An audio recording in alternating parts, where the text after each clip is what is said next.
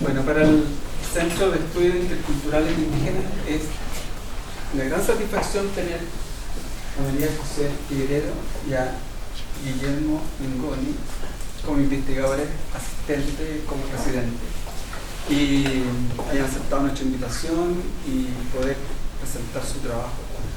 Ellos son arqueólogos del área de Patagonia, son arqueólogos que han trabajado en Patagonia durante muchísimo tiempo, en la provincia de Santa Cruz, que está bien al sur de la Patagonia. Ambos pertenecen también a, ya que tenemos una larga trayectoria en esto, pertenecen a esa generación que hizo el tránsito entre la arqueología histórico-cultural, que era lo que había cuando nosotros empezamos a estudiar, a la arqueología que ustedes están aprendiendo ahora. En muchos sentidos, el haber hecho esa bisagra nos convirtió finalmente en profesores y hemos contribuido a generar un espacio que nosotros esperamos que ustedes ocupen para que en el futuro digan que fueron una bisagra para una arqueología que no existe todavía, que es la que van a hacer. El compromiso social de la arqueología hoy es tan fuerte que poco a poco hemos empezado a desarrollar estrategias de establecer conexiones que de alguna manera le den sentido social a nuestras investigaciones, cosa que cuando nosotros empezamos a trabajar no era un tema.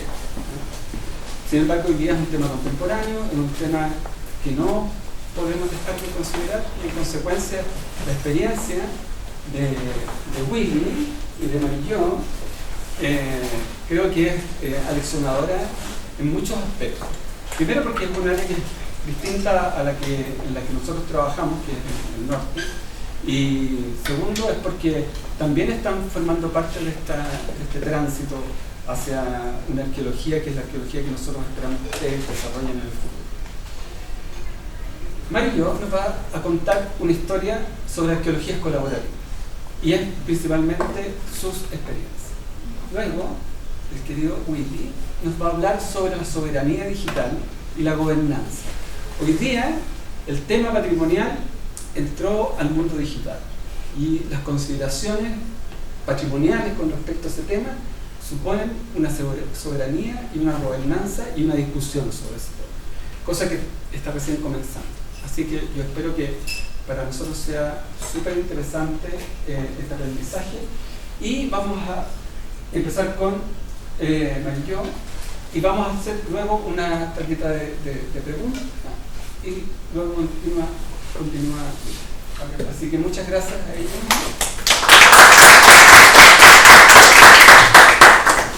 Bueno, ya lo dije antes, muchísimas gracias por venir, pero antes, bueno, además de agradecer a ustedes por venir, hay que agradecer esta oportunidad de hacer esta residencia acá, del CID, Pedro y Pancho lo gestionó. Es una experiencia lindísima estar en este campus, conocer otra población de estudiantes, de antropólogos, reencontrarnos también con colegas de hace muchos años, contemporáneos y también más jóvenes.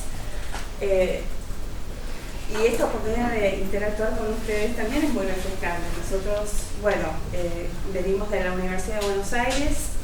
Yo me formé en la Universidad de La Plata y pasé mi carrera profesional en la Universidad de Buenos Aires, así que conocemos un universo muy grande de estudiantes y hemos ayudado a la formación de varias generaciones, así que es una oportunidad lindísima de estar en contacto con ustedes y escuchar sus preguntas.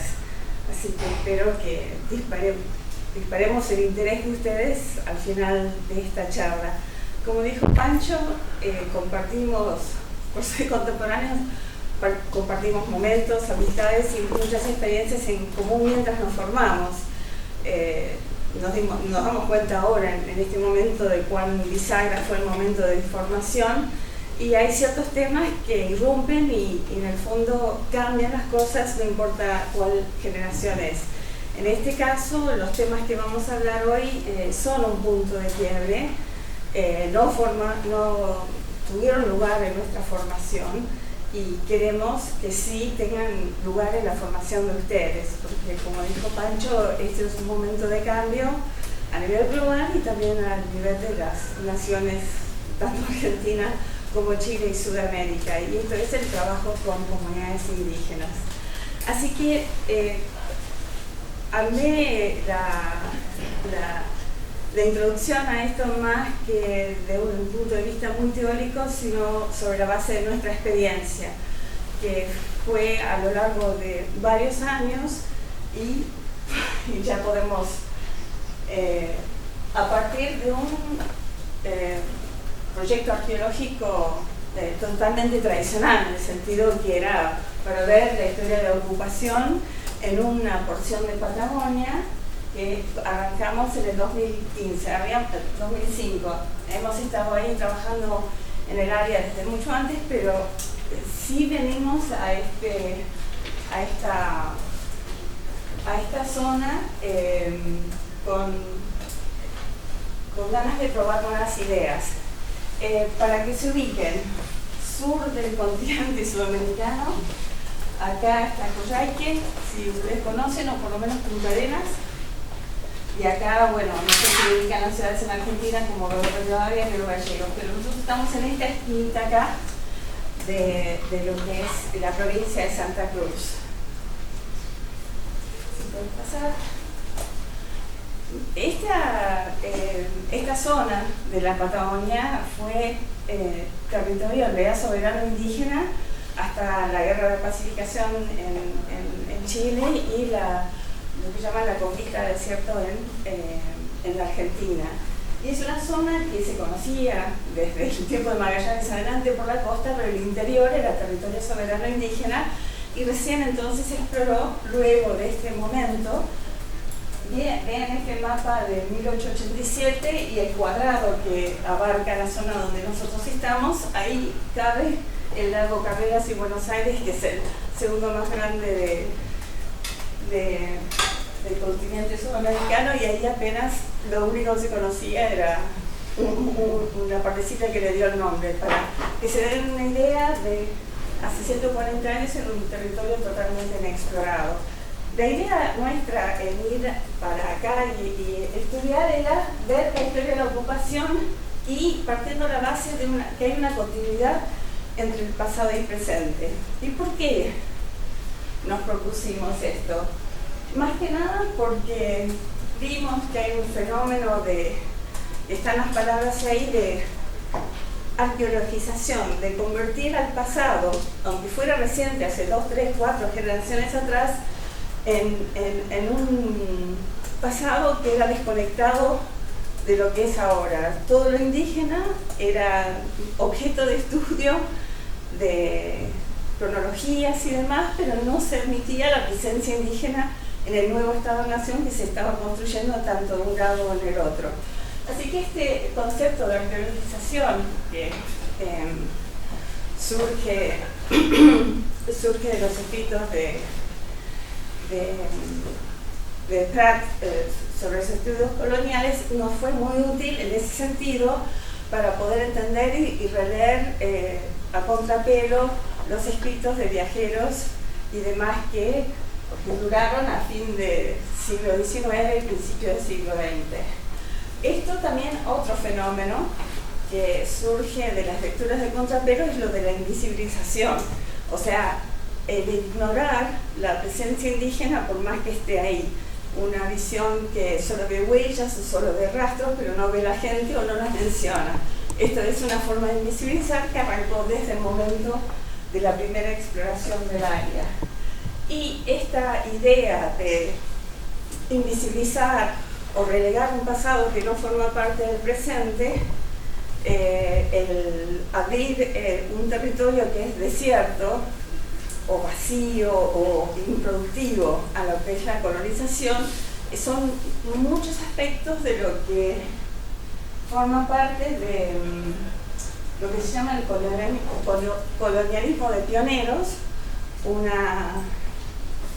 un acercamiento teórico de fines de los 90, desarrollado en Australia, pero que también brinda muchos marcos y modelos y conceptos operativos para entender qué es lo que está pasando acá.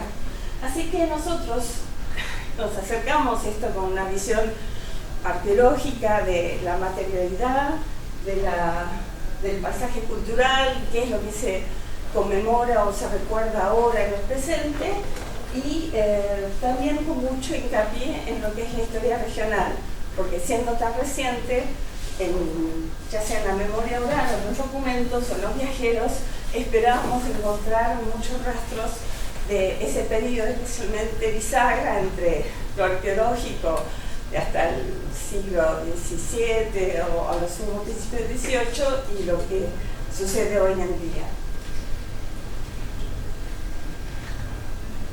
Permiso. Yo marqué una serie de etapas en nuestro trabajo con las comunidades indígenas. La primera etapa arrancó casi desde el inicio, cuando empezamos el proyecto en 2005.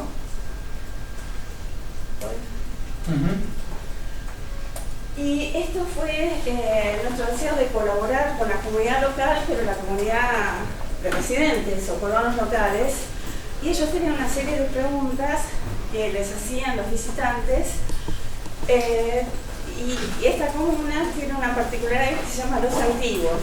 Es muy evocativo del pasado indígena, pero se lo niega en la actualidad. Y la gente viene y pregunta por ello. Y ellos, la municipalidad tenía una serie de preguntas y nos propuso a nosotros responderlas. Estas preguntas eran muy indicativas del pensamiento de la discontinuidad entre el pasado y el presente de lo indígena. Todos están en pasado. Dónde vivían, dónde comían, dónde estaban, dónde iban a morir. No hay nada que reconozca, tanto en lo que es las autoridades o la gente de los antiguos o los visitantes, en la presencia indígena actual. No hay nadie que se reconozca, yo no, mi abuela sí, y así. Así que en este proceso tuvimos que repasar las cosas que ya conocíamos, tuvimos que aprender otras nuevas, y se nos ocurrió: preguntemos, ¿hay indígenas? ¿Dónde hay comunidades? Porque nosotros mismos no sabíamos dónde estaban. Entonces, ahí es donde entramos en contacto con, ya 2006, mucha gente no tenía celular, la tecnología disponible para todos tampoco era muy buena, pero no sé si es Google, porque Google tiene 20 años, así que puede ser que Google haya sido de ayuda. Finalmente logramos dar con algunos referentes que estaban a cientos de kilómetros donde estábamos nosotros, pero por lo menos eran referentes indígenas de comunidades que estaban establecidas y reconocidas como tal. Y ellos nos ayudaron y nos orientaron y contaron de su historia en la región. ¿Sí? No te tengo pantalla. Ok. Entonces, sacamos adelante el libro, incorporamos, agradecimos, empezamos una relación que se mantiene hasta hoy, de amistad, de contacto, de escribir, de destinar tiempo para pasar a conocerlos. Hay que pensar que nosotros operamos desde Buenos Aires y este lugar queda como 2.500 kilómetros donde estamos nosotros, así que hay mucha parte del año, 80% del año, que estamos fuera del terreno.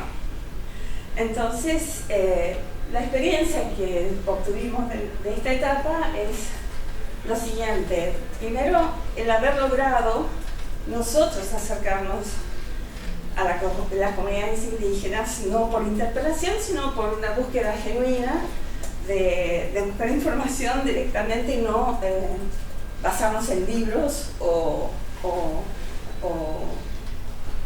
estadísticas o informes. Pero el otro lado, nosotros lo que estábamos planteando acá era una forma de interactuar con ellos que era básicamente extractivista. Nosotros queríamos información, la usamos, agradecimos, pero no dejaba de ser extractivismo académico, es un plan nuestro, un propósito nuestro, y que usamos la información que ellos nos brindaban. Así que eso es por lo menos así como iniciamos este trabajo de interacción con las comunidades. La segunda etapa, esta interacción, este contacto al principio eran dos, después fueron varias comunidades, trabajamos en un par de cosas. una que es un poco más desarrollada, pero esta primera también era generar material que pudieran usar las municipalidades o las mismas comunidades para darse a conocer, que ellos por ahí no estaban en condiciones de preparar, así que nosotros armamos lo que llamamos un tríptico con la información que habíamos recogido de los referentes, pero mayormente de este análisis a contrapelo de la historia regional, de los viajeros, y armamos esto que fue a parar a un museo en esta ciudad de los antiguos, pero también la modalidad de educación intercultural bilingüe de la provincia tomó este material y se lo repartió entre algunos colegios y también a las comunidades para que ellos a su vez distribuyeran en las localidades donde residían. Así que pudimos generar un recurso didáctico que les servía a las comunidades para darse a conocer. Y por el otro lado, surgió la oportunidad de hacer una nueva edición de este libro de huellas, que llamamos Huellas y Voces, porque ¿qué pasó acá? Reconocimos que había las voces de la sociedad que estaban en las preguntas, las voces académicas que podía volcar la información de todos estos estudios de arqueología y también de la historia regional, y seguía yo con el esquema de las preguntas y tratando de buscar que me ayuden a responderlas los referentes. Como ven, es un periodo largo, son 5 años que duró esto, y la verdad que fue muy frustrante porque por un par de años uno no se pudo avanzar, hasta que llegaba un punto de mensajes, de envíos, de visitas, les pregunté a algunos referentes, pero ¿no les gustaría a ustedes escribir algo? Y ahí es como dijeron que sí. Obviamente esa era la voluntad de tener su propia voz en este lugar, en este proyecto, pero después de una serie de intentos y negociaciones, lo que surgió era lo que querían contar eran sus historias de vida. Así que hicimos como una etnografía, un trabajo etnográfico encima a distancia, porque como les dije, la mayor parte del tiempo uno está lejos del territorio, y acá algunos no tenían ni celular, tenían teléfono, no tenían computadora, así que con el uso de la tecnología pudimos hacer las entrevistas, grabarlas y a su vez desgrabarlas y armar estas 9 historias de vida de cada uno, que obviamente fue mucha satisfacción de ellos para poder contarlas, pero también sirvieron para nosotros para conocer un poco las trayectorias de familia de estas distintas comunidades y ver los derroteros y traumas en el pasado que uno pensaba que era algo lejano, que sucedió nada más que en el momento de la Guerra de la Pacificación, pero a uno le expusieron a todos los procesos históricos que aún continúan sufriendo estas familias en el siglo XX y el siglo XXI. Así que este trabajo, estos son algunos, uno solo tenía un cuento que esa persona había escrito personalmente, los demás eran básicamente entrevistas. Así que en esta etapa lo que vimos es que se produjo fue un punto de quiebre en el cual ya no era la participación extractivista de la etapa previa de huellas de los antiguos, sino que acá la inclusión les permitió a ellos expresarse y en el fondo interpelar el esquema que estamos tratando de imponer y ellos sugerir y tener una autonomía, una decisión propia acerca de cómo querían figurar.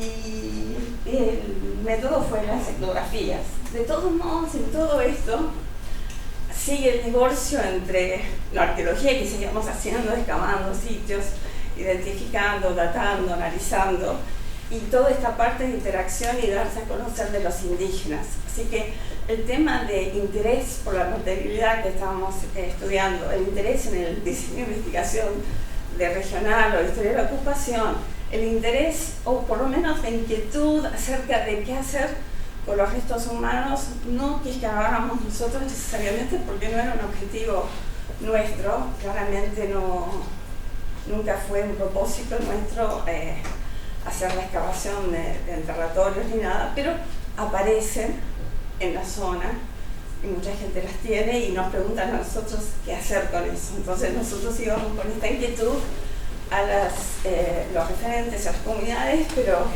es una pregunta que en ese momento inquietaba y que ellos no tenían ninguna respuesta. Así que ese contacto con la materialidad que nosotros estudiamos desde la arqueología, todavía no podíamos hacer un contacto o una conexión. Y ahí pasamos a la tercera etapa.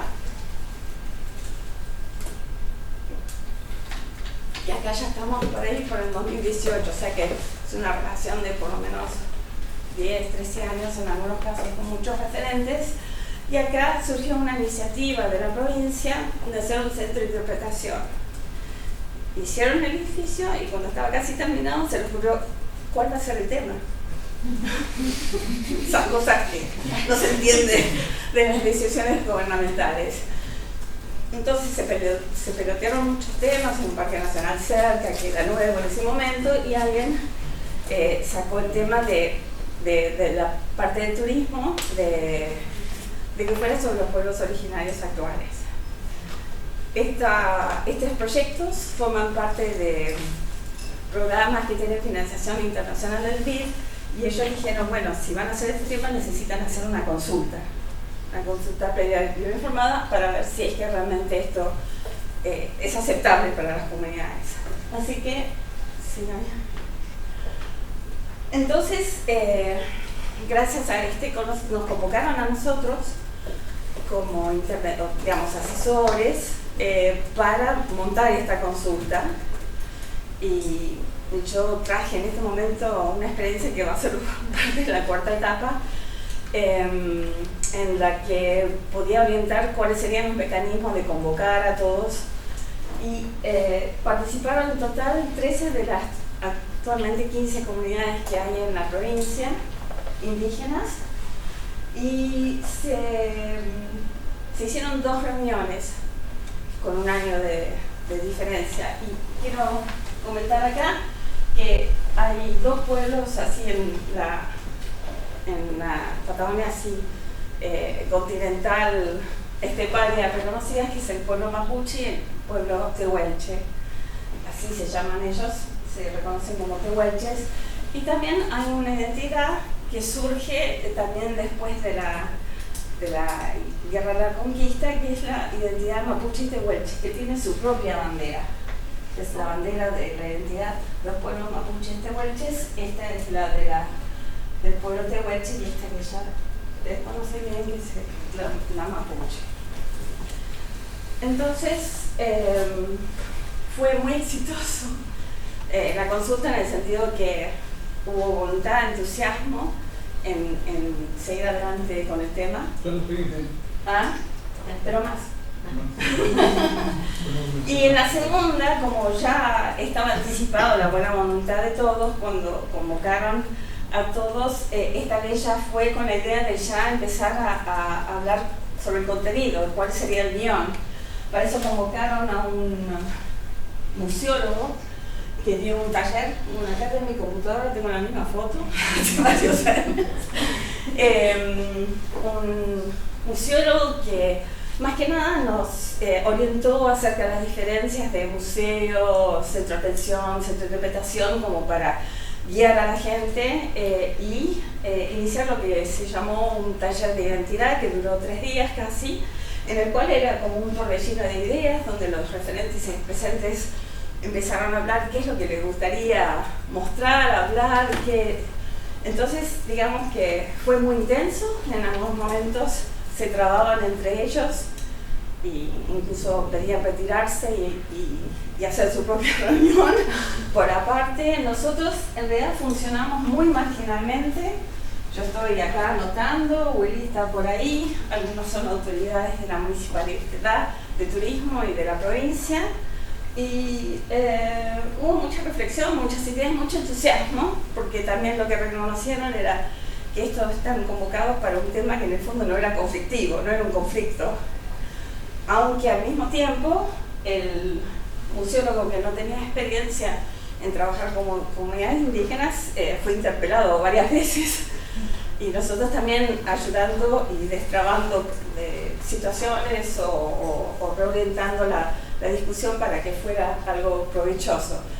Todo este material lo llevamos y tratamos de ordenar y sacamos estas ideas principales de todo lo que mencionaron. Casi todo tenía que ver con expresar su identidad y una parte era expresar su pasado, que no deja de ser, a vistas de un arqueólogo, un pasado reciente, porque como ven, es una memoria que tiene como puntos de referencia más grandes el genocidio y la colonización, y eso es apenas un par de siglos para atrás. Todo esto fue trabajado con material que ellos proveyeron, fotos y demás, a distancia, para finalmente hacer un libro, un guión que resume el guión museológico, que resume el lugar que ellos eligieron para que es una mezcla de Mapudungun y Yaumikeoayen. Entonces el Purruf, Koi, que es lago, y Aike, que es lugar, ellos lo interpretan como la fuerza del viento en el lago infinito. Ese sería el nombre que ellos deseaban para el lugar. Así que esto fue el resumen del trabajo. Mucha reflexión de parte de ellos, que se expresaron en distintos momentos acerca de las esperanzas que tenían para la construcción de este lugar, o qué es lo que esperaban que recibieran los demás. Reflexiones que la verdad que son muy interesantes. Y ahí entonces esto es... Dale tiempo de lo leer. Sí, sí.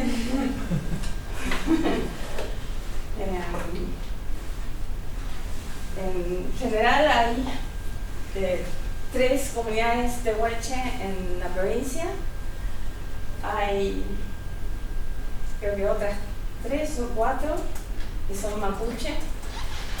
Sí, son 5, y el restante son mapuche tehuelche, en el cual las familias tienen personajes distintos. Así que ellos en el momento se expresaban 2 pueblos, 3 identidades. Así que eso es un poco el trabajo que se hicieron. Así que de esta experiencia lo que sacamos, bueno, fue llevar adelante un proceso de consulta que, si bien queda claro el concepto de lo que se quiere hacer, nunca hay una fórmula única para llevarlo a cabo, y hay mucha literatura acerca de distintos ejemplos, porque todo mucho depende de las coyunturas, cada caso es único, pero obviamente es, bueno, contacto, diálogo, información y libertad de acción para decidir, incluso libertad de acción para decir que no sea coercitivo el tema. La experiencia también como facilitadores en ese proceso, y también como posicionarnos académicamente, en el sentido de que si uno puede completar temas o redondearlos, como lo que hicimos en la parte especialmente histórica de lo que es el guión museológico. Los temas fueron elegidos libremente por las comunidades y los referentes, dado forma, organizados por nosotros, pero no impuestos de parte de la academia. O sea que, por ejemplo, en la línea de tiempo está muy poblada hasta el momento del inicio de la colonización, pero para atrás el otro hito era nada más los 13.000 años de Monteverde, porque lo de las fechas más tempranas, porque igual acá seguía esta disociación o falta de conexión con esa materialidad que estudiamos nosotros desde la arqueología. Así que esto fue una experiencia que surgió de algo no conflictivo y positivo. La cuarta etapa, que como se darán cuenta, las etapas no fueron necesariamente sucesivas, sino se fueron superponiendo, tienen que ver, por un lado, con este plan de centro de interpretación, que así como fue una idea del gobierno, del provincial, así se derrumbó porque hubo problemas con la construcción del edificio, conflictos administrativos y juicios, y que nunca se pudo concretar, lamentablemente. Y estaba todo ese material reunido con el aporte de varios, y en el cual casi todos conocían su parte, pero no la de los demás. Entonces, durante la pandemia tratamos, en este caso, como era más digital, operó más Quibi, de diseñar una plataforma digital para que ellos pudieran acceder a todo ese material de forma un poco más libre. Para ese momento, ya en la pandemia, lo digital se había impuesto ya desde las mismas exigencias de la virtualidad, y elegimos una plataforma que se llama Wakelet, que te permite hacer como blogs en colecciones, y esos temas individuales que habíamos puesto en el guión se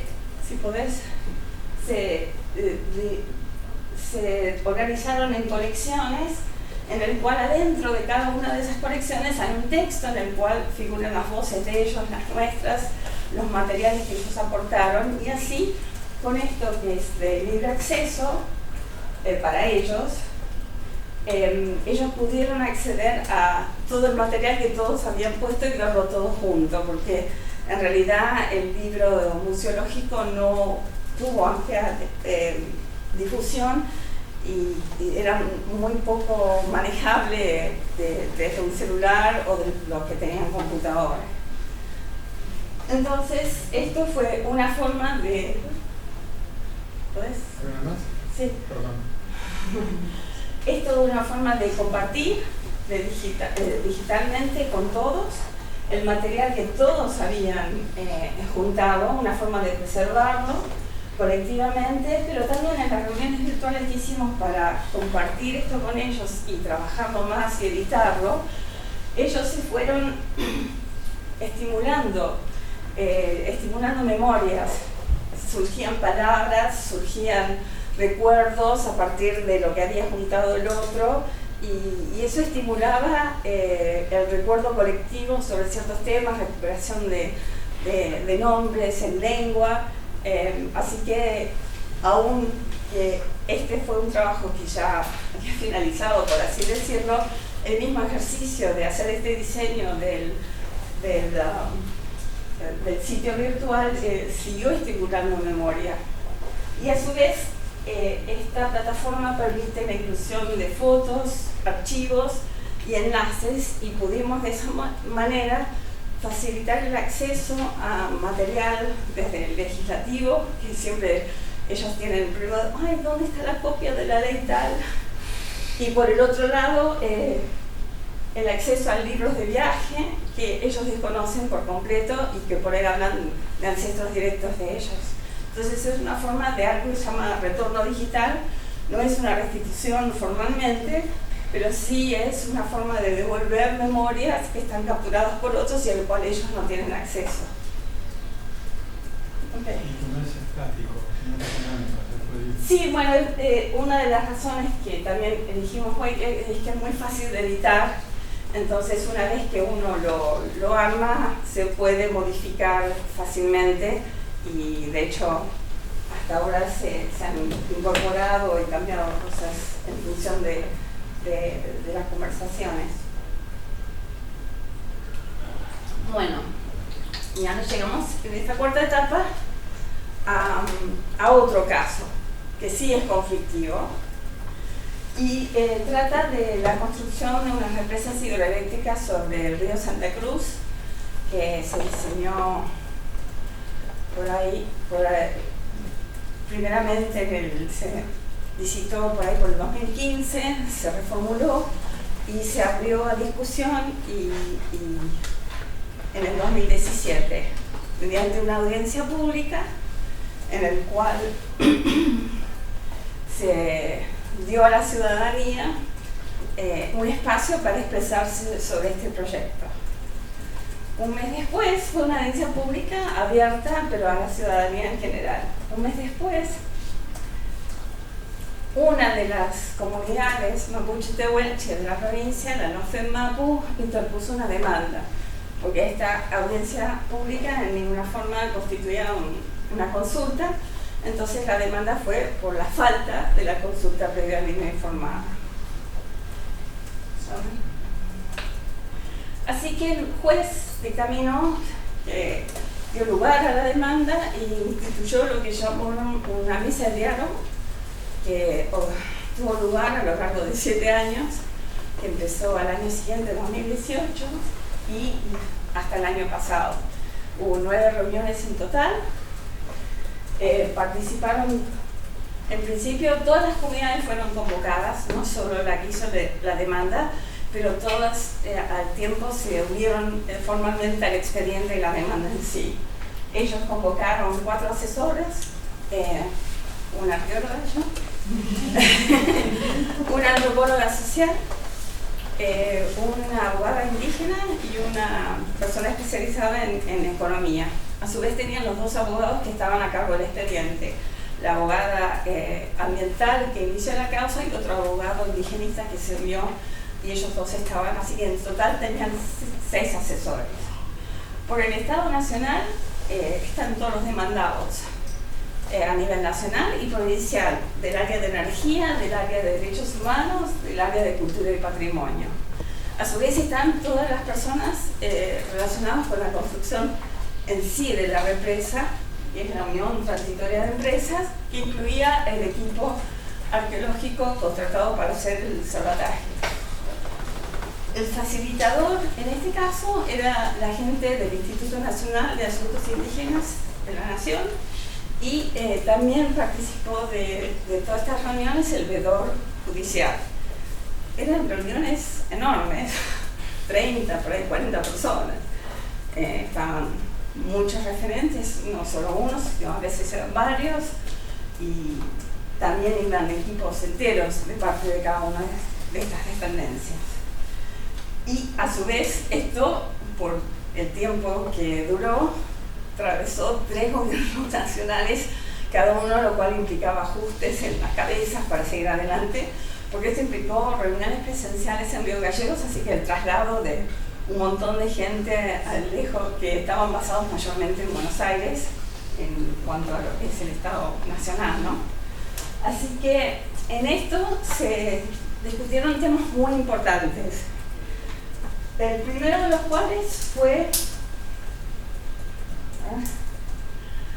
la interpelación de parte de las comunidades indígenas al concepto de patrimonio, al concepto hegemónico de patrimonio que esgrimía el Estado, tanto nacional como provincial. En realidad, el que participó acá es el Estado provincial de la mesa de diálogo, y todo lo que se consideraba como arqueológico. Y esto contrapuesto a lo que ellos ahora podían expresar más de cerca y colectivamente de lo que la materialidad arqueológica como memoria ancestral. Así que esto fue un tema que atravesó todo, absolutamente todo, la mesa, y fue la base de un montón de otras discusiones, no menores, pero discusiones que salían de esto que voy a repasar ahora. Hubo mucha interpelación de cómo se expresaba la gente acerca de ciertas cosas, así que la construcción de vocabularios, tanto dentro de los referentes indígenas como al tratar con los organismos estatales fue muy peleado, y también esto introdujo cambios en ciertas prácticas del funcionamiento del equipo arqueológico, del tratamiento con las autoridades y demás, especialmente en lo que es gestión. Por ejemplo, entre los planes que ya estaban en el estudio de impacto ambiental que se presentó en 2017, estaba previsto un museo en la ciudad más cercana a la represa, que era Piedra Buena, que ya tenía la financiación, quienes iban a hacer el diseño, el nombre, iba a tener un coffee shop, todo. Y fue una de las primeras cosas que interpelaron las comunidades. ¿Qué cosas van a poner adentro? ¿Qué van a decir? ¿Por qué elegir ese nombre que es de una persona que es ajena a nuestra identidad? Entonces, digamos, la contrapropuesta la tenían muy clara. Ellos querían un centro de interpretación que les permitiera a ellos, y esto en parte surge del ejercicio en paralelo de conocer lo que era un centro de interpretación, del proyecto de este centro de interpretación en los antiguos. Un centro de interpretación para contar su propia historia. Así que esto fue algo muy fuerte que hasta el día de hoy es poco aceptado que ellos tomen la narrativa y que no sean los académicos o el Estado o la ciencia que cuente su pasado. Por el otro lado, el tema de los restos humanos, que antes, hace años, estaba soslayado o inquietaba a la gente cuando uno se lo planteaba, ya habían sucedido varias restituciones de personajes históricos indígenas importantes a otras partes de Patagonia, especialmente en Chubut, y uno mismo en Santa Cruz, más o menos este tiempo. Entonces el tema era totalmente más cercano, más emotivo y más de preocupación de todos. Y la interpelación al Estado venía por el lado de hay que hacer un protocolo de qué hacer cuando aparecen restos o pedir restitución, y esto se planteó casi desde el inicio.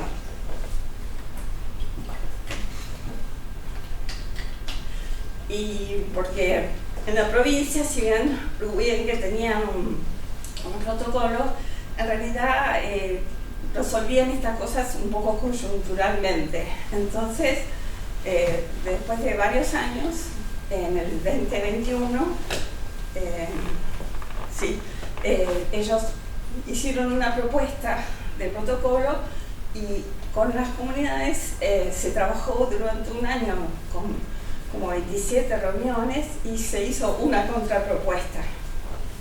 Una contrapropuesta que surgió de las reflexiones de los referentes, también consultas con referentes que habían participado de otras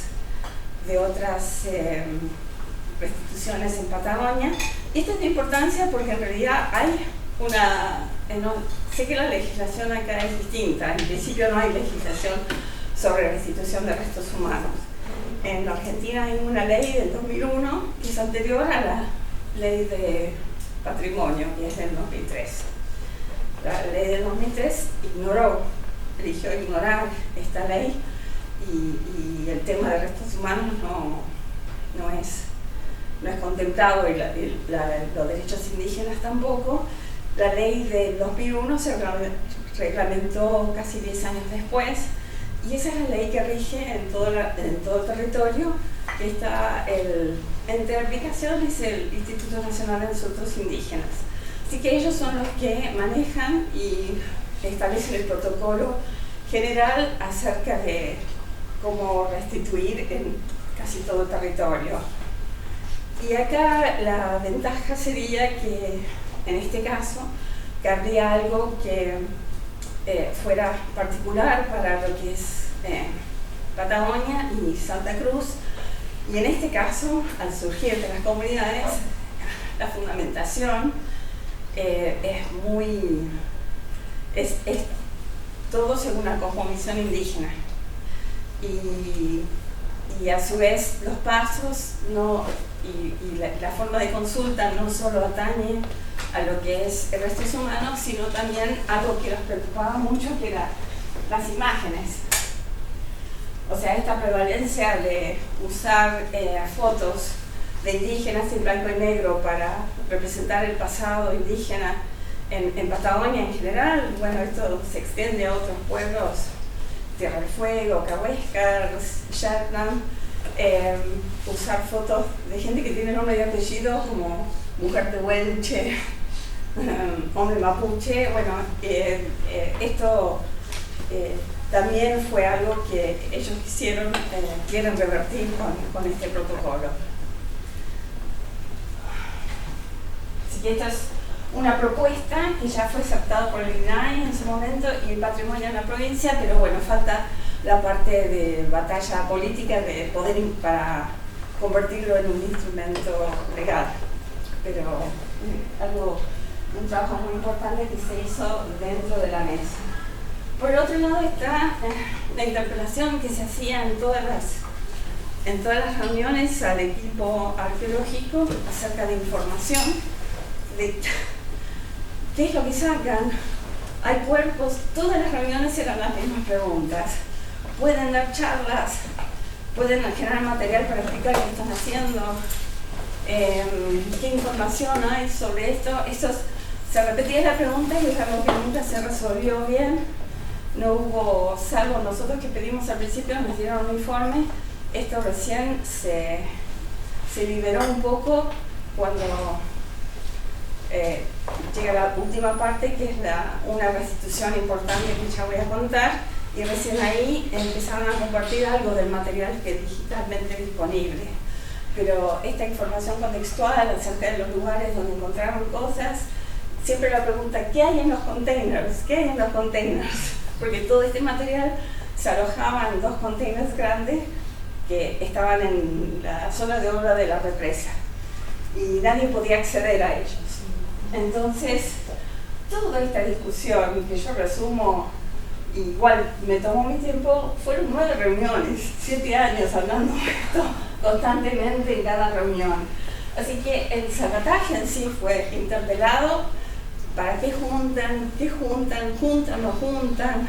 ¿Dónde juntan? ¿Qué información? Todas eran conversaciones constantes a lo largo de estas reuniones. Y una de las cosas que salió de esto, a lo que es la gestión, es que ellos lograron conseguir un espacio dentro de la represa como veedores, que llamaron técnicos interculturales.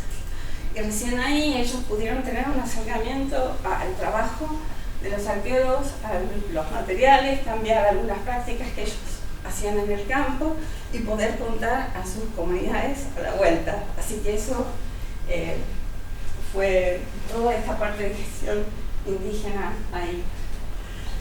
Y bueno, la parte más importante fue que ya desde el inicio estos temas, si bien los cuento secuencialmente, se dieron casi desde el momento del vamos. Y una fue reclamar los materiales del salvataje como propios, que no fueran ya del Estado, y pedir la restitución de los materiales. Y todos estaban de acuerdo en que estas fueran a la comunidad de Camusuaiti, que es la comunidad de Huelche, que está justo al sur del río, cuyos territorios habituales incluían el río, y mucha de la gente mayor pasó su infancia, su juventud ahí, cazando chulengos en el verano. Entonces, este reclamo se instaló desde el Vamos, la provincia resistió a muerte esto, hasta aceptar que fuera, dar el orden del traslado, hasta que finalmente fue una decisión política del Secretario de Cultura en dar la guarda, digamos, entregar estos materiales en calidad de restitución a la comunidad. Esto fue un hito muy, muy grande, se tardó y se hizo un minucioso dictamen jurídico que sirvió de base para la acta administrativa. Esto coincidió casi con el cambio del último gobierno, así que cuando se paró la obra, se paró esto de la restitución física, aunque ya estaba todo preparado. Y queda pendiente de todo esto no solo el traslado físico de los 2 containers a la comunidad Camusuaiti, que queda sobre 60 kilómetros, sino también reclamar como parte de la restitución la información arqueológica contextual que le da sentido, porque hasta ahora lo que Patrimonio había dictaminado es que la restitución se hacía nada más que con las fichas de inventario, que foto describe en puntos GPS, pero ¿no? Los sitios, los lugares, los conjuntos, cómo fueron recolectados, esa información, los mapas, fotos, esa es la información que faltaría adjuntar para completar la restitución. Así que esta etapa surge un conflicto en el cual nosotros como arqueólogos o académicos somos convocados por las comunidades indígenas, así que la experiencia en este caso ya es totalmente opuesta a lo que es el extractivismo que nosotros implementamos al inicio. Pudimos contribuir en esto del protocolo de la restitución de restos óseos. En este caso quedó claro la conexión afectiva con la materialidad que trabajaban los arqueólogos, una mejor comprensión de lo que constituía el trabajo y lo que representa para ellos, aunque esto es un puntapié de algo que van a tener que trabajar en el futuro. Así que esta restitución de la memoria material es un hito muy importante en todas las comunidades, no solo la comunidad a la cual se restituye. También agregamos en esto el fenómeno de retorno digital con la plataforma esa de Wakelet y la elaboración de vocabularios para poder expresar y referirse a los materiales que hay en lo que para nosotros son objetos, artefactos. Ellos son memorias, lo que son cuerpos, digamos, restos humanos, son cuerpos o ancestros o abuelos, y un sinfín de otros vocabularios y narrativas que vamos a cambiar, que en realidad responden a estas preguntas que yo pienso que podemos plantearnos cuando empezamos un trabajo colaborativo con las comunidades. Así que planteé como 3 preguntas de actitudes que nosotros tenemos en nuestra práctica habitual que podemos impulsar para reflexionar qué es lo que tenemos, en qué tenemos que fijar nuestra atención. En el caso de estar abiertos y abiertos a este planteo, que puede ser por interpelación, uno puede ser convocado o puede surgir espontáneamente en la interacción con referentes o una comunidad indígena. ¿Qué hacer con esto de incorporar preguntas que no surgen de nuestro diseño inicial de investigación, sino que surgen de estas interpretaciones e inquietudes de los indígenas mismos? En principio pensamos que esta es una oportunidad de hacer presente el pasado, de borrar esa disociación que hay entre algo que era relegado a un periodo estático sin historicidad y que puede tener impacto sobre las comunidades actuales. También respetar las preguntas e inquietudes como igualdad de saberes, esto que forma la base de la interculturalidad. Estos serían parte de lo que podamos plantearnos en este momento. ¿Y cómo estar preparados para esto? Nuestra experiencia es estar mucho más compenetrados en lo que es el derecho indígena, la historia del derecho indígena también, y también los fenómenos de historia regional que pueden impactar en cómo reaccionan o cómo usan los derechos indígenas las comunidades con las que entramos en contacto. Y obviamente esto fue un aprendizaje sobre la marcha y sobre la práctica, pero hay que aprovechar la experiencia que está saliendo publicada y compartida acerca de protocolos de acción. Los protocolos siempre son en realidad ejemplos, pero también hay formas de acción que forman la base de muchas formas de trabajo colaborativo. Muchos de estos protocolos surgen de académicos indígenas o de académicos que trabajan con indígenas, entonces sirven, aunque sea como control de si uno está implementando todas las herramientas están a disposición.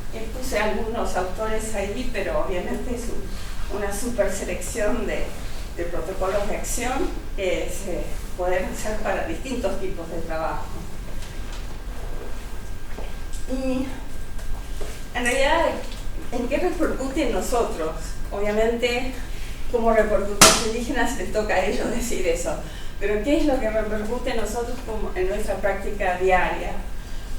En principio, esto que decía de los vocabularios y terminología, que es muy importante en referir a este pasado, que ya no es, hay que ser consciente que no es privativo de la ciencia ni de la academia, que este es un pasado, que es una herencia de otras personas, entonces que hay que respetar y dejar lugar para eso. Y esto no solo afecta a cómo nos referimos a eso, sino también las narrativas que armamos sobre eso. ¿Se acuerdan las primeras preguntas? Todas en pasado. O estas fotos anónimas cuando por ahí tienen familias, o objetivar ancestros, hablar de los huesos de tal colección cuando son huesos de cuerpos que salen de enterratorios y uno ahí con pocas palabras ya cambia la relación o cómo uno representa ese pasado a los demás. Y obviamente en el tema de gestión, esto es la restitución de algo que, por ejemplo, todo el material del salvataje de la represa, que fueron un trabajo de 7 años del equipo arqueológico, y también gestión del patrimonio provincial,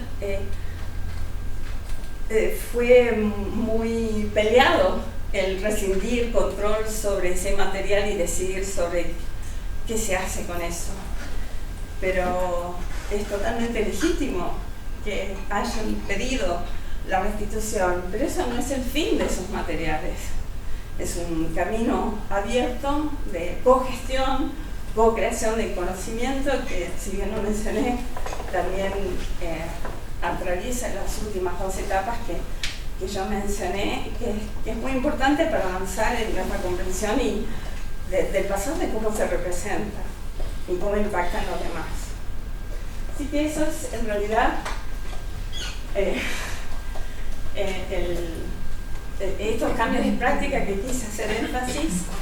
El trabajo surgió, como les dije, de muchas comunidades, algunos de los cuales tenían así dotes artísticas, y cuando estábamos preparando el protocolo para presentar en una reunión científica con los referentes hace 2 semanas atrás, varios de ellos se inspiraron en todo lo que se había vivido y crearon este dibujo para representar lo que ellos sienten que es la restitución, y se inspiraron también para acompañar con unas palabras. Yo les dejo esta imagen y, bueno, abierta a preguntas.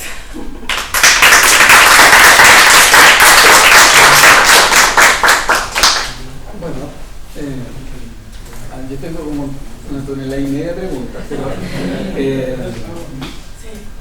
pregunto, yo creo que hay el proceso que muestra es un proceso que va de cero a algo, y creo que muestra un proceso de transformación, y creo que en ese proceso de transformación hay un número de elementos que están ahí presentes que nos van a tocar directamente cuando estemos ahí en el campo. Creo que aquí hay muchas preguntas de todo tipo. Cualquier pregunta es curiosidad.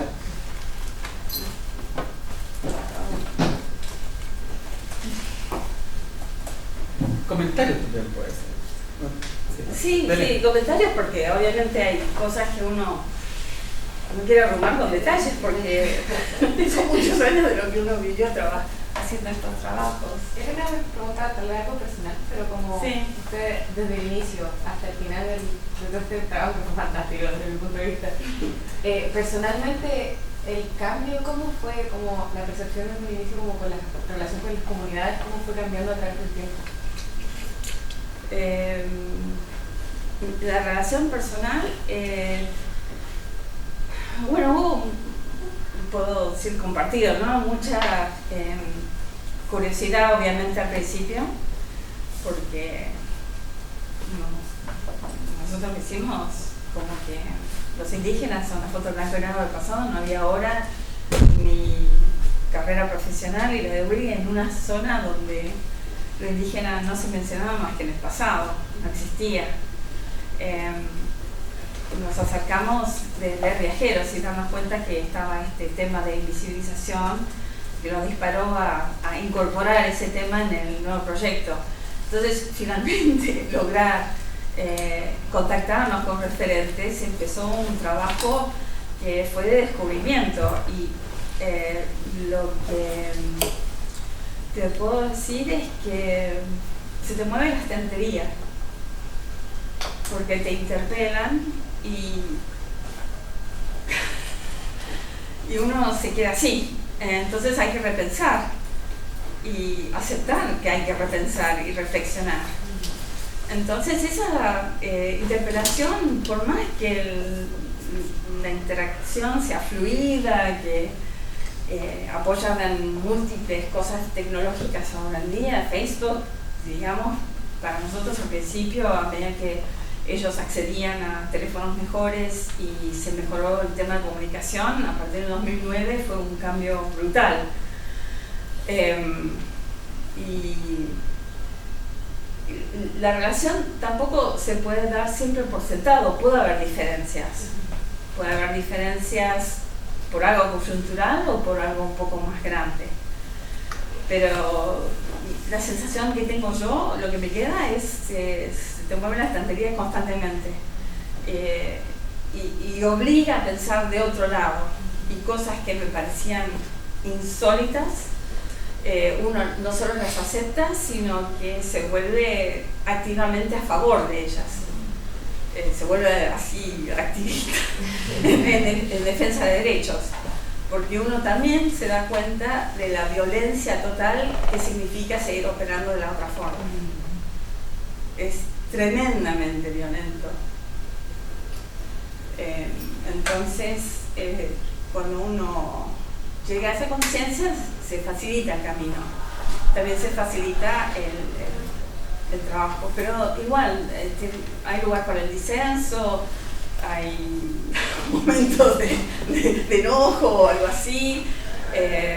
Es como cualquier relación humana, pero como profesional formada en cierto momento, con cierta trayectoria. Pero esto también es muy particular de Patagonia. En Patagonia, que es un lugar que fue conquistado, fue un territorio soberano, son muy pocas generaciones que se paran de ese momento. Ustedes piensen que mi abuelo nació en 1878 y yo conocí a mi abuelo.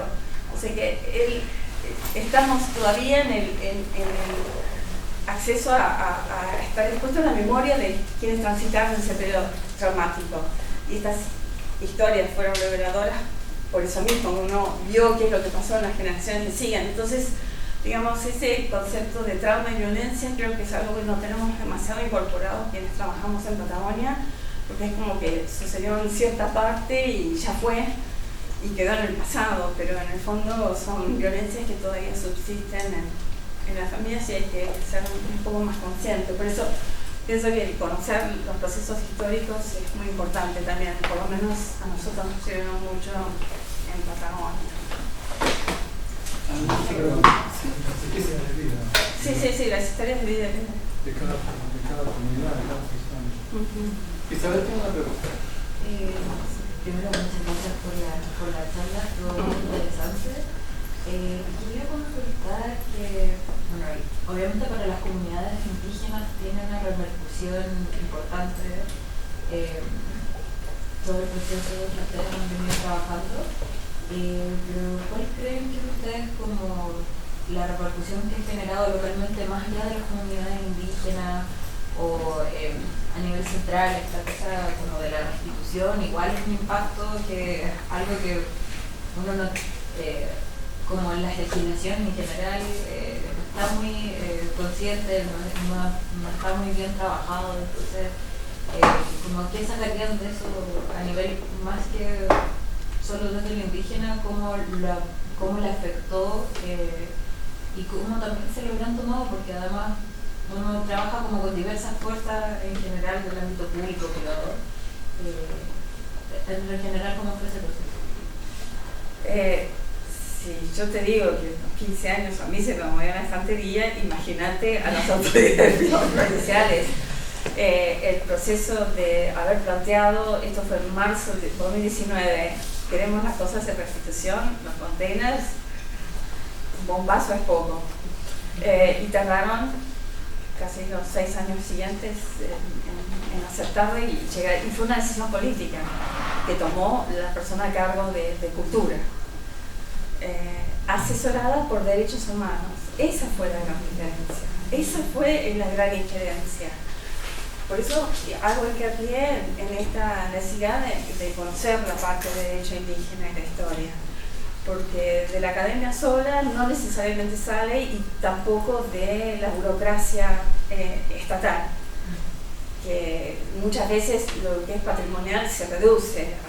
Tienen que estar también las personas preparadas para eso, y no siempre sucede, y más en ámbitos que no son centrales. Entonces, la parte de derecho fue decisivo en este caso.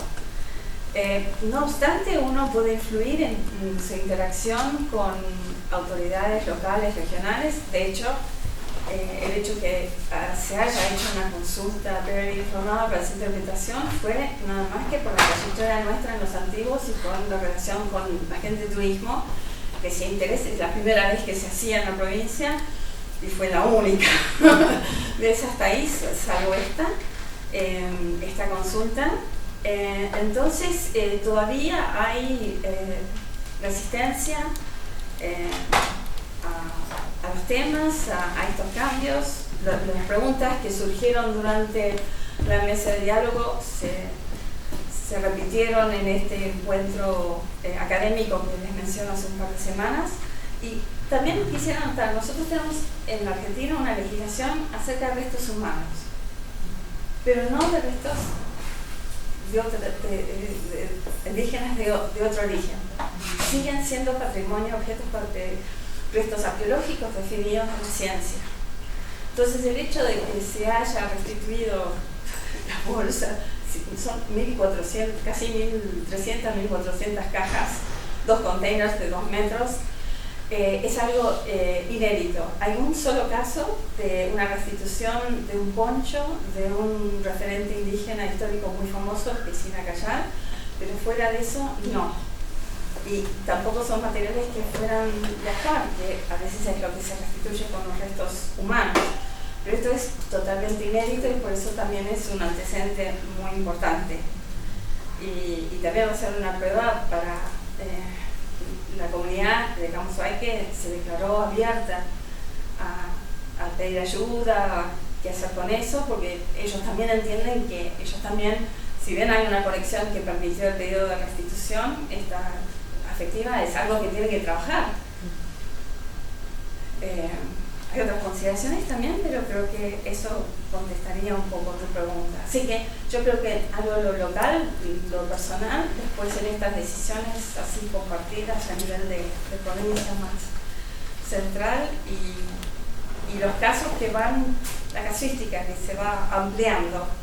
El ejercicio de restitución de restos humanos son apenas 20 años, 20 y pico, y esto es algo nuevo. ¿Algún otro comentario? Sí. Pero no te estaba mirando. Pues muchas gracias, María Marco. Encuentro muy lindo el trabajo que tú has hecho y todo. Este es un tema muy peliagudo. Yo partí por la otra punta, porque yo partí por una complicidad política, digamos, con los pueblos, para acercarme con mis herramientas, con mi maletín de gaffiter, digamos, de arqueólogo. Y de plomero, y entonces aquí yo creo que hay una cosa que me parece muy importante, que ustedes tuvieron la sensibilidad para tomarla, porque en el fondo las comunidades ven en nosotros, en esta especie de aula que rodea a los arqueólogos, una especie de posibilidad afectiva de acceder a este otro mundo que se les impone. Y entonces ustedes sí tuvieron la sensibilidad para seguir ese camino, escuchar con paciencia, en vez de oponerse. Y aquí veo que el camino se está recién iniciando. Yo sé que ustedes también participan en la actividad, digamos que es nuestro gran apoyo para esta arqueología, no arqueología. Y aquí, por ejemplo, hay conceptos que nosotros ocupamos todo el tiempo y son conceptos sumamente coloniales, aplicados a nuestro estudio. Por ejemplo, las colecciones. Los objetos que fueron la joyería de la abuela o de las personas pasan a ser la colección y con el apellido de la persona que lo compró de buena o mala manera. Y se va desvinculando. Los objetos que nosotros excavamos, la fermentería, también son colecciones, se sacan, se le ponen números, a los sitios se les pone números, y entonces otra forma de extirpación de esa material cultural. Entonces allí hay un camino que ahora es para ustedes también, cómo apropiar la narrativa de esa colección de 500 cajas, no sé qué. Acá ha pasado que los estudios de impacto ambiental han llenado de cajas, miles de cajas de materiales que ya no tienen un espacio donde estar. Y ahora, entonces, como que podría pasarse que incluso las comunidades que la están tratando de recuperar, pero estamos en un proceso de despelote total. Entonces, fueron sacados los materiales y porque nosotros queríamos apropiarnos para el estudio, ya no tenemos dónde tenerlos. Entonces, ahí yo quiero avanzar también el otro paso que viene, que es la postura política finalmente. Yo ahora estoy trabajando con comunidades que ya no solo pueden recurrir a la legislación ambiental o cultural, digamos, indígena, sino que son pobladores de Santiago, ¿sí? Tomas de terreno. ¿Y cómo está el derecho humano ahí a la ocupación de los territorios? En territorios que están absolutamente apropiados por la propiedad privada, que aquí en esta zona ya lleva más de 400 años. Pero toda esa gente que pasó de ser dueños de los territorios de libre circulación pasan a ser los inquilinos. Y entonces allí es donde uno entra en el tema ético profundo y la arqueología cómo trabaja con esos temas y cómo pasamos a ser facilitadores de memoria. Eso que te veía a ti ahí en el cosito tomando puntos, es lo que hago todo el tiempo. O sea, al final uno ya no va ni siquiera a imponer su maletín de plomero, sino que escuchar qué es lo que te van a decir. Parte de las cosas que dice Noriluz acerca de, digamos, esto de la formación de colecciones, esta acumulación de objetos arqueológicos, restos, que menciona que surge de trabajo de impacto, que obviamente es mayor desarrollo acá. Bueno, algo de esto va a hablar Willy, ¿no? Acerca de cómo referir, de los términos y también de quiénes son. Pero es verdad que lo que yo pude poner como nuestro ejemplo me parece una introducción para lo que viene después con Willy. Pero no sé si acerca de esta experiencia si hay alguna inquietud o pregunta más o algo que quedó en el tintero. Ya está. Sí. Una última reflexión. Yo creo que aquí hay una cosa que es muy importante, más allá de la trinchera, porque yo creo que una de las cosas importantes de lo que has dicho es el tema del vocabulario. Me parece que las palabras crean realidades, en consecuencia las palabras suelen ser ideología. Y cuando los arqueólogos trabajan con restos pensando que trabajan con el pasado, en esa afirmación hay una ideología, porque efectivamente no trabajamos con el pasado, estamos trabajando con cosas que están en el presente. Y si esas cosas están en el presente, están ligadas a todas las relaciones que existen en ese lugar con respecto al lugar y a las personas, las instituciones, etcétera, etcétera. Vale decir que este no es un tema de las comunidades indígenas, este es un tema del concepto de comunidad como una cuestión que tiene que ver con la realidad en la cual nosotros existimos. En consecuencia, pensar que los restos arqueológicos tienen que ver con el pasado probablemente oculta el hecho de que son cosas que están en el presente, están ahí, junto conmigo que estoy en el presente. Y en consecuencia hay ahí una materia de responsabilidad social que probablemente nos está, o política, como dice la Noli, que nos está haciendo efectiva. Dejemos hasta ahí. ¿Vas a cambiar la...? Sí, ahora... Sí. Aprovecho mientras hacen. Bueno, en esta charla lo que voy a tratar es de integrar, articular dos temas que son en realidad novedosos, que han tenido o están teniendo un desarrollo en los últimos 10 años, no mucho más, que es este tema de los datos abiertos dentro de lo que se llama ciencia abierta, y el tema de la soberanía de datos indígenas. Por un lado, lo de los datos abiertos y la ciencia abierta es una iniciativa de los estados que tienen organismos dedicados a la investigación y el desarrollo, como Chile, como Argentina y otros países del mundo. Y el tema de la soberanía de datos indígenas es un tema que se ha instalado en los últimos años y que tiene un desarrollo muy fuerte dentro de pueblos indígenas, sobre todo de Estados Unidos, Canadá, Nueva Zelanda, Australia, y por suerte se incorporó hace muy poquito, lo voy a mencionar, México. Todavía aquí en el sur de Sudamérica estamos en deuda con eso, y yo espero que de alguna forma en algún momento esto pueda ampliarse. Lo que sí, que no queda otra que reconocer que estamos viviendo en una era de los datos. Los datos de alguna forma nos agobian. Nuestra identidad es validada por datos biométricos, ¿no es cierto? Agarramos el celular y nos desesperamos para ver si tenemos datos móviles para poder comunicarnos con un colega, con un amigo.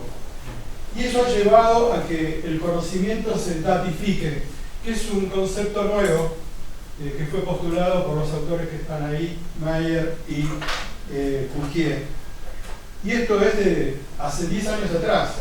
No por algo, en tan pocos años como del 2013 al 2015 se publican estos, para darles un ejemplo, estos 3 grandes volúmenes que tienen cientos de páginas que discuten el tema de lo que es Big Data, Data, Little Data, No Data. El libro de Mayer y Fouquier, por ejemplo, se tradujo al español, lo cual de alguna forma manda o está explicando, ilustrando la demanda de este tema por parte de la academia. Y el que está a la derecha ha sido usado por algunos de los sistemas, por ejemplo en Argentina, del Ministerio de Ciencia y Técnica en su momento, cuando plantearon la ley de repositorios digitales. En un artículo muy reciente, de hace pocos años atrás, que está ahí la referencia, toda esta bibliografía, claro, algo, no sé si vamos a tener tiempo, pero lo pongo a disposición. Quizás después podemos organizar, subirla, o yo subirla a un drive, generar un QR y que quien quiera leerla pueda acceder a ella sin ningún problema.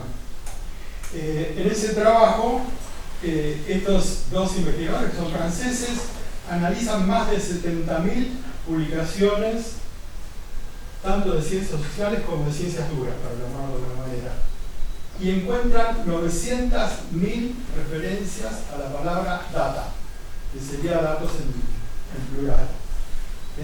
Es la palabra más mencionada en la literatura académica.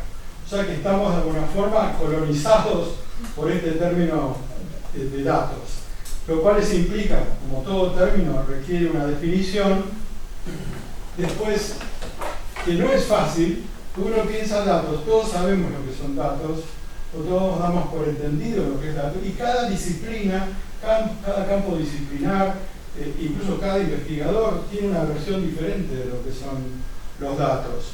Además, en el proceso de investigación, los datos se van transformando. De datos primarios pasan a datos derivados. Dentro de los derivados hay secundarios y terciarios, que son los que finalmente van a las publicaciones. Es como que tienen una historia de vida los datos también dentro del esquema de lo que es la ciencia. Y después algo que es re importante es el valor que tienen los datos. El tener datos me empodera de alguna forma. Cuando vamos a un congreso estamos pendientes de qué dato nuevo tiene este colega y si ese dato va a ser más nuevo que el que voy a presentar yo. Entonces siempre estamos de alguna forma valorando esos datos.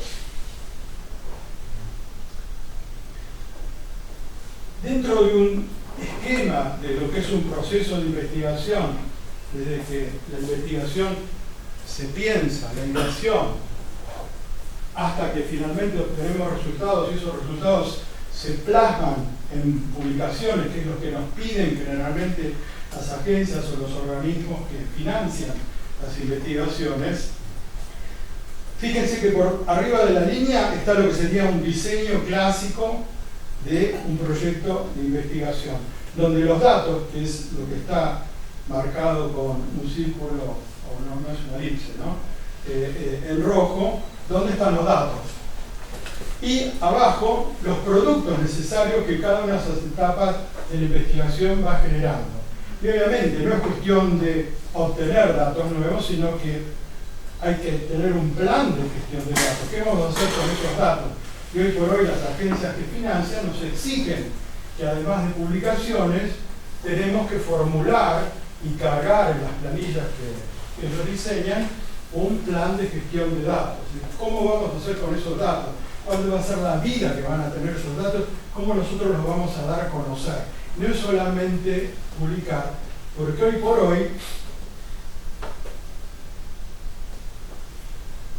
muchos de los organismos, además de estar pidiendo que uno publique y con cierto ritmo en determinados tipos de publicaciones, a su vez crean plataformas independientes donde los académicos suban lo que se llaman datos en formato abierto. ¿Qué quiere decir? Que estén disponibles en forma pública para que cualquiera los pueda reutilizar.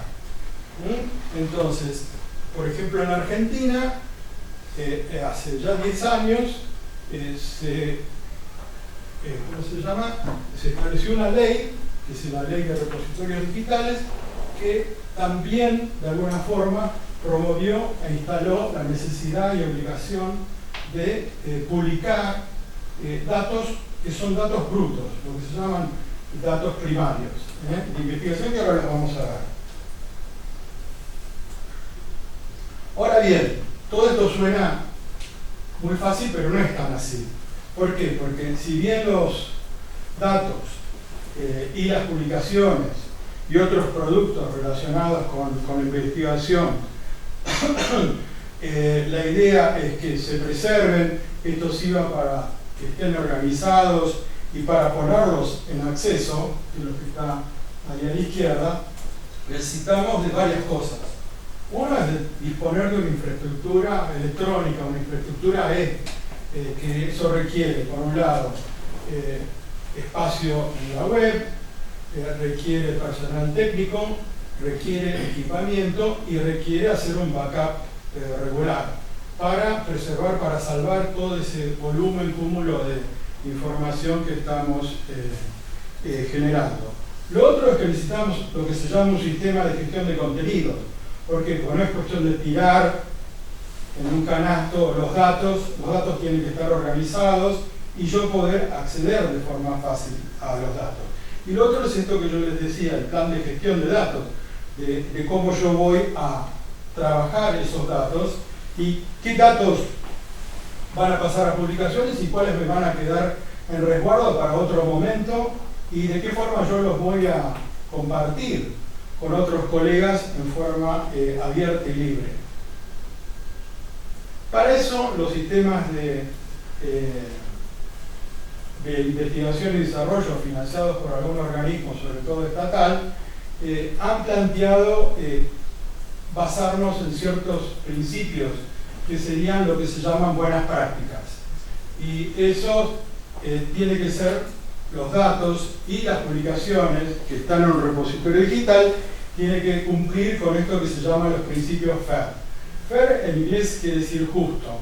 Y le pegaron con las palabras porque, digamos, la F es de findable, es localizable, la A es de accessible, accesible, la I es de interoperable, que es interoperable, y eso va a que cuando se describen los datos, o se carga o se sube una publicación a un repositorio digital, esto va acompañado de lo que se llama metadatos, que son los datos de los datos.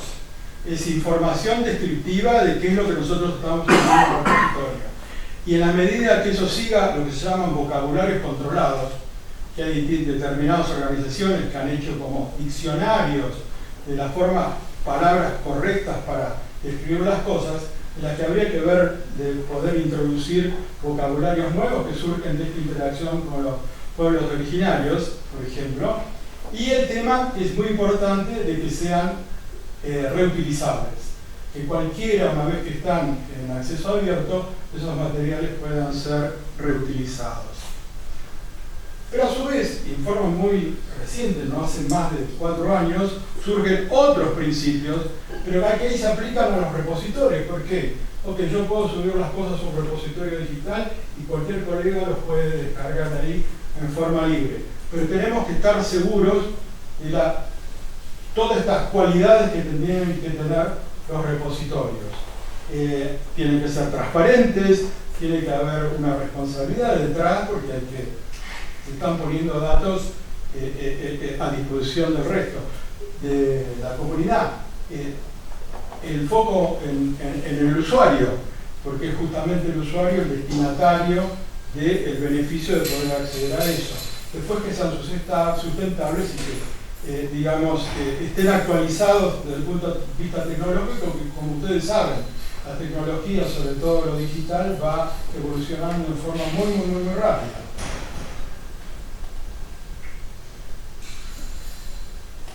Eso por un lado lo que es el tema de datos desde la perspectiva de lo que son los organismos de ciencia y técnica o investigación y desarrollo, que sería el equivalente, creo, acá en Chile. Ustedes que son estudiantes de arqueología, la mayoría, o antropología, de los años iniciales, no sé si algún día ustedes pensaron que son datos. Los arqueólogos generalmente estamos estudiando cosas materiales. Desde una perspectiva indígena, estas serían memorias u otros términos que ellos usan para nominar esto, que las cosas que nosotros estudiamos. Pero en realidad los datos no son las cosas en sí. No es un cacharro un dato, no es una punta de flecha un dato, no es un muro de una vivienda un dato, sino los datos son esto, las observaciones que yo hago, esas cosas que yo estudio, son mediciones que yo tome, esas cosas que yo estudio, o conteos que yo haga de esas cosas que yo estudio. En la medida que esas observaciones, esas mediciones, esos conteos se tabulen, se cuantifiquen, se analicen, se van a convertir en datos. ¿Se entiende? Entonces, desde el punto de vista arqueológico, tenemos que pensar que en realidad los datos son un constructo, una construcción intelectual. Las cosas no nos hablan porque sí, no nos hablan ellos mismos. Somos nosotros que las interrogamos y observamos las cosas que a nosotros nos interesan. Pero en realidad, aquello que llamamos registro arqueológico no es otra cosa que la confusión de 3 componentes. Por un lado, sí, los restos arqueológicos materiales, los objetos que nos estudiamos, los artefactos, nada más que para usar los términos que generalmente usamos los arqueólogos. Pero el registro arqueológico está compuesto también por procesos de formación y después por la documentación de campo y laboratorio durante la recolección de los materiales en el terreno, su acondicionamiento y después todos los análisis que hacemos en laboratorio. Eso es lo que compone el registro arqueológico. Y para eso usamos distintos registros, que en el historial de la arqueología muchos han sido analógicos. Libretas de campo, perfiles hechos a mano alzada, con escala o sin escala, fotos, grabaciones, y tanto esos registros analógicos como aquellos que son digitales de su origen, hoy por ahí a la gente más joven le cuesta pensar de que había registros analógicos. Yo me inclino a pensar que todavía persisten muchísimos registros que son analógicos y tenemos que pasarlos a digital para poder eventualmente subirlos a un repositorio digital. Así que de eso surgen esto que serían los datos primarios, de los cuales esos datos primarios surgen aquellos que se llaman secundarios o derivados, como pueden ser índices, modelos, etcétera, etcétera. Pero esos datos primarios no tienen valor si es que no están acompañados de los protocolos. ¿Qué son los protocolos? Los manuales de procedimiento de cómo yo medí, cómo yo conté, qué es lo que yo observé y por qué lo observé en esa escala y no en otra. Entonces, esos protocolos conforman, junto con los datos, una dupla, que es eso lo que constituye ese material que después informático que vamos a subir a un repositorio.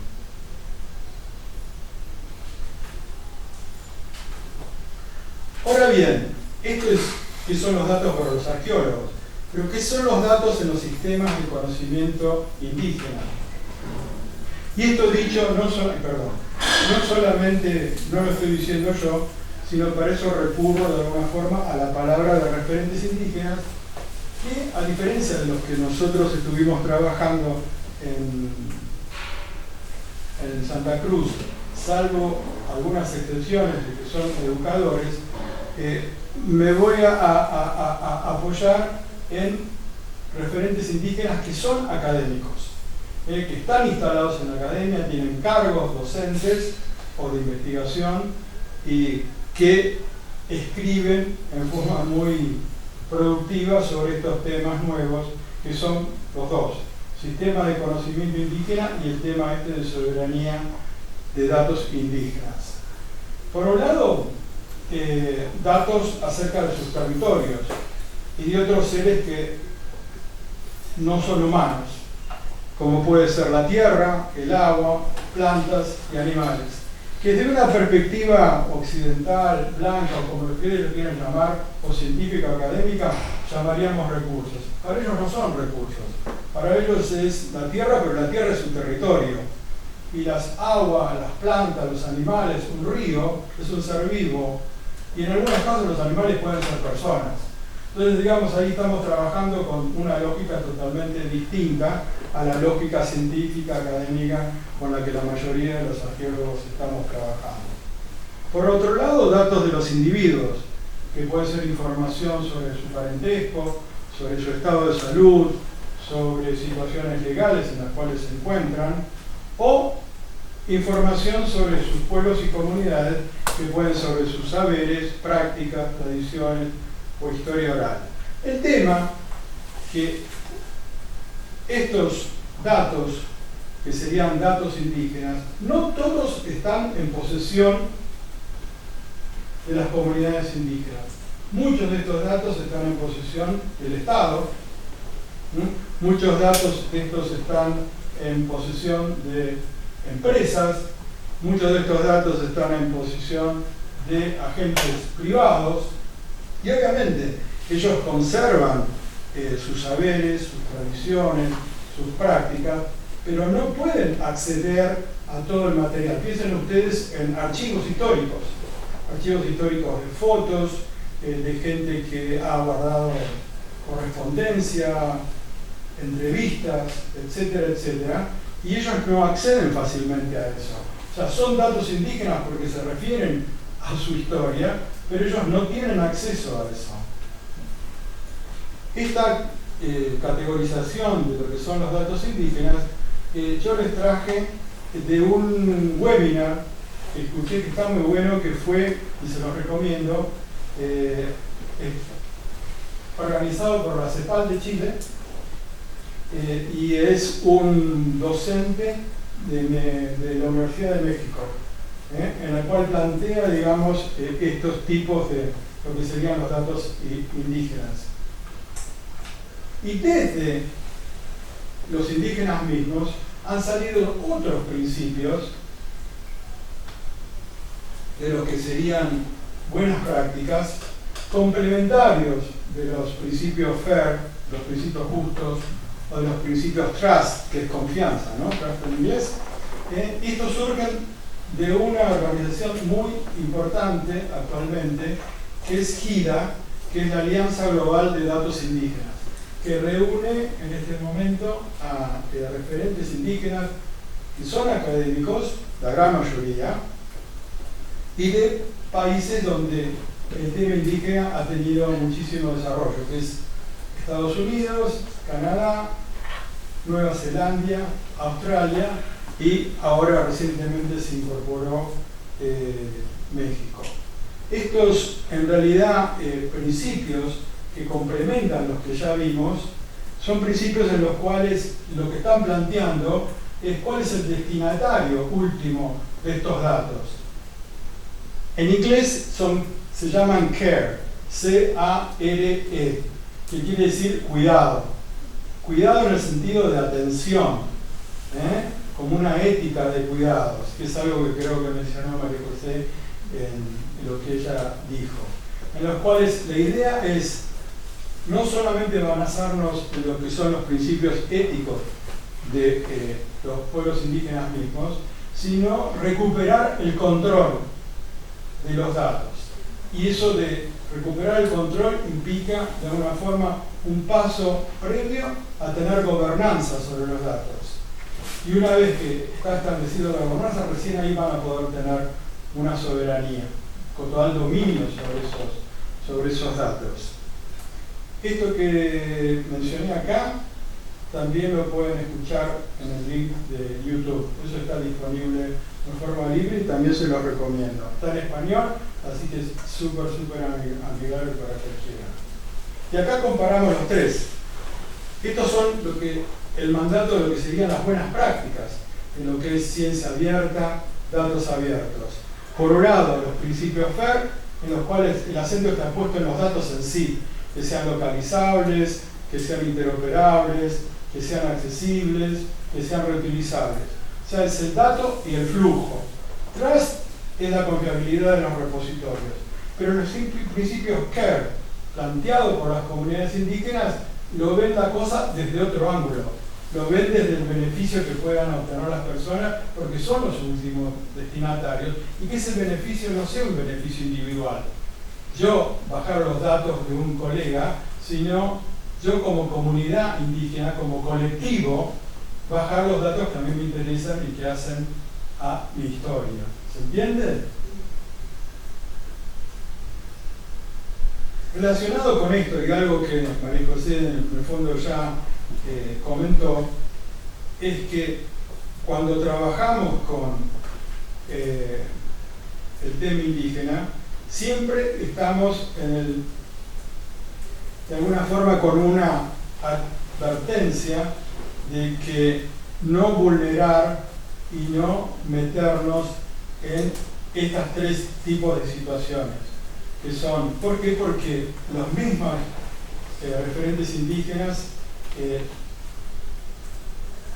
tienen sus dudas con respecto, digamos, a cómo uno se maneja, y hay muy malas experiencias con respecto a el hecho de la apropiación cultural, utilizar, por ejemplo, un motivo de arte rupestre o un diseño que por ahí tiene un valor cultural muy especial, que puede ser asociado con un ritual, descontextualizarlo, o sea, objetivarlo y usarlo como el logo de una remera. Eso es apropiación cultural. Y hay casos legales donde se ha llegado hasta un juicio a gente que patentó motivos que no son decorativos, sino que tienen un valor simbólico importante para las comunidades y que resulta que aparecen en una remera. Lo otro es el extractivismo académico. Eso María José ya los entrevistar a referentes indígenas para sacar información y después usarla para las dudas que tenía o preguntas que hacía.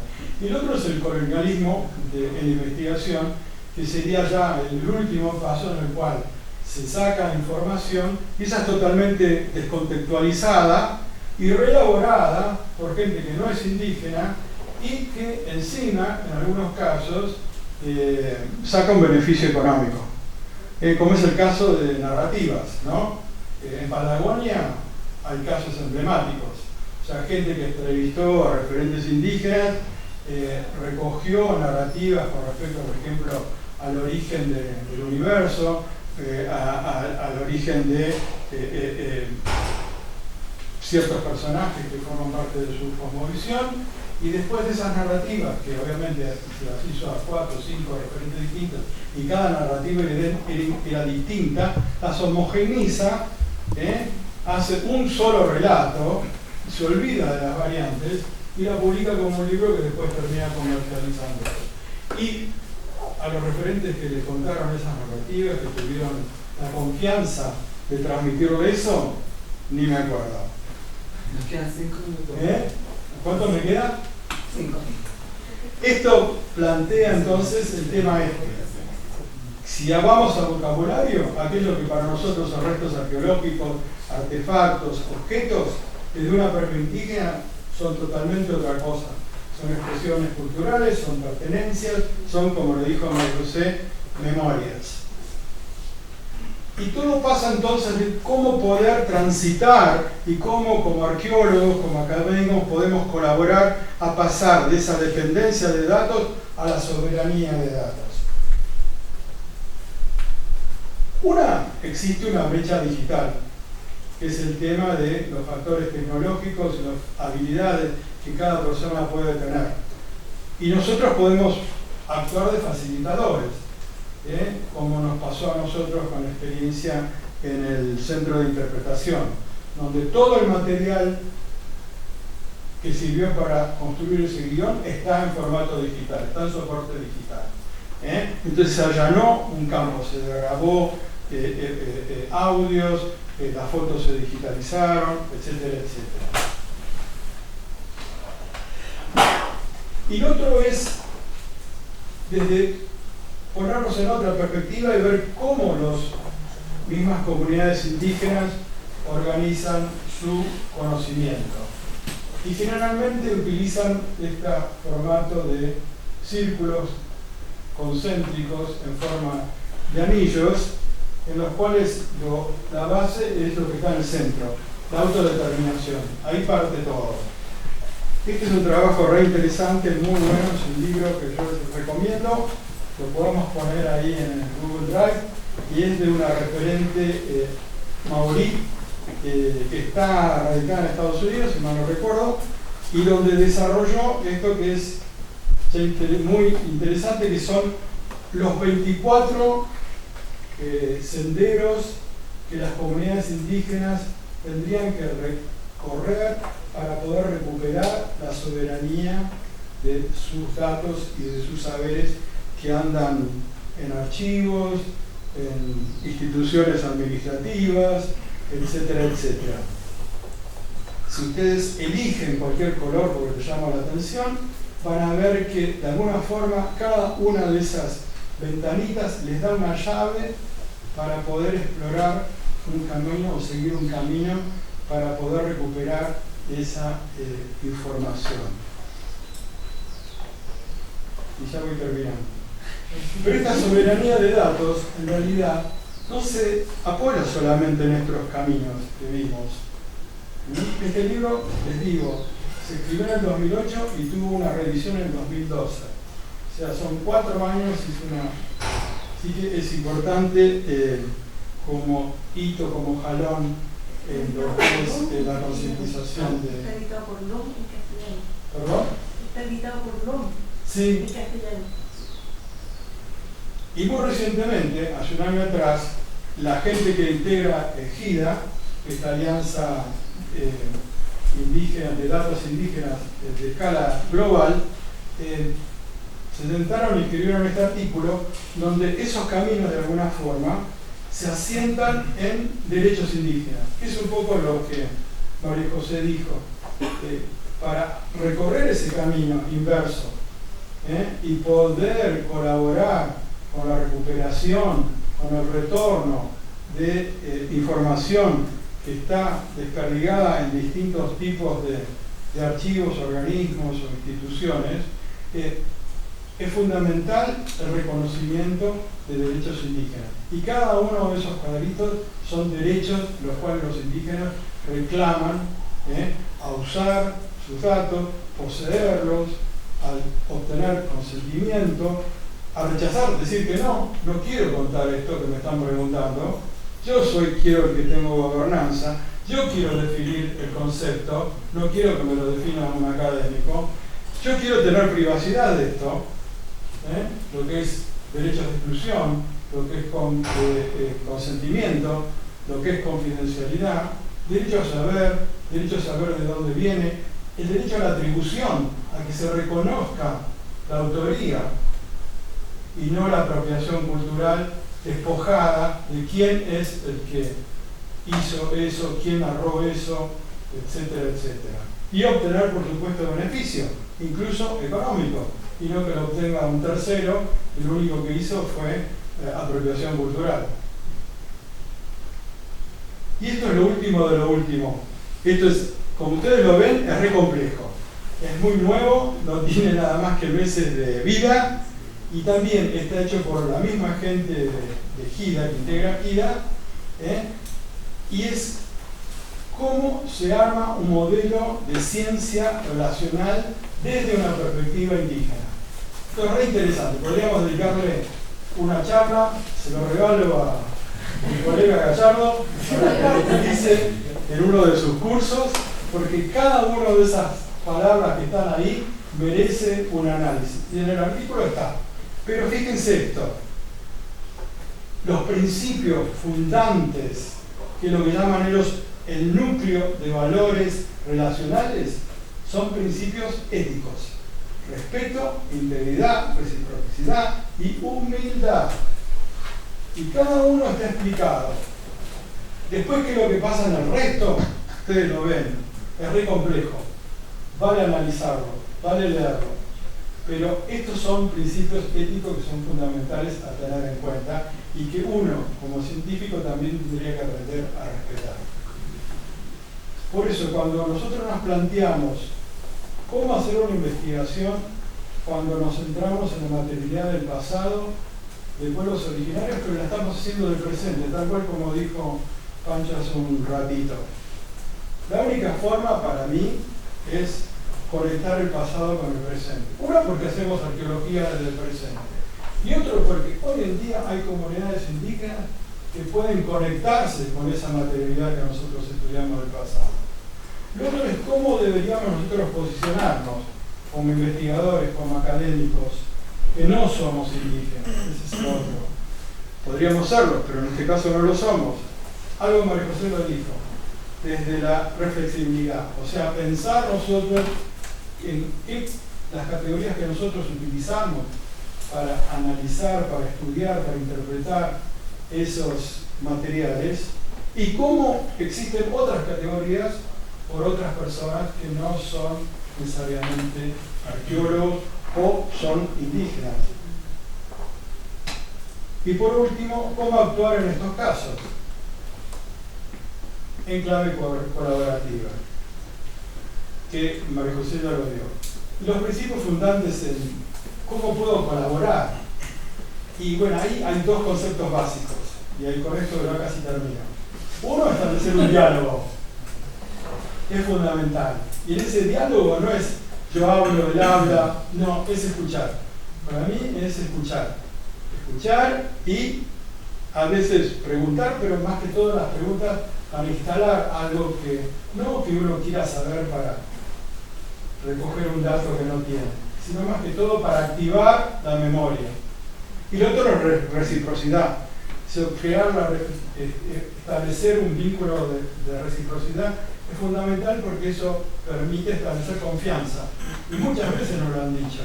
Nosotros nos gusta trabajar con ustedes porque tenemos confianza en ustedes. Generalmente las comunidades indígenas tienen desconfianza de los académicos. Eso lo dicen ellos mismos, no es una interpretación mía. Es así. Este es el marco legal, yo se los dejo en la diapositiva. La idea también es, para mí, hacer un PDF de esto, lo podemos subir a Google Drive y ustedes después repasan esta charla que fue media acelerada, pero ahí tienen más o menos algunos hitos de lo que sería el marco legal en Argentina, con algunas adiciones de marcos legales internacionales. Y algo importante, perdón, acá termino, que se generó en la Society for American Archaeology, las que publican American Antiquity y Latin American Archaeology. Ahí en una revista que se llama Archaeological Record aparece un artículo en el cual una de las autoras es Patricia Ayala. ¿Conocida Patricia Ayala por tus alumnos? No creo.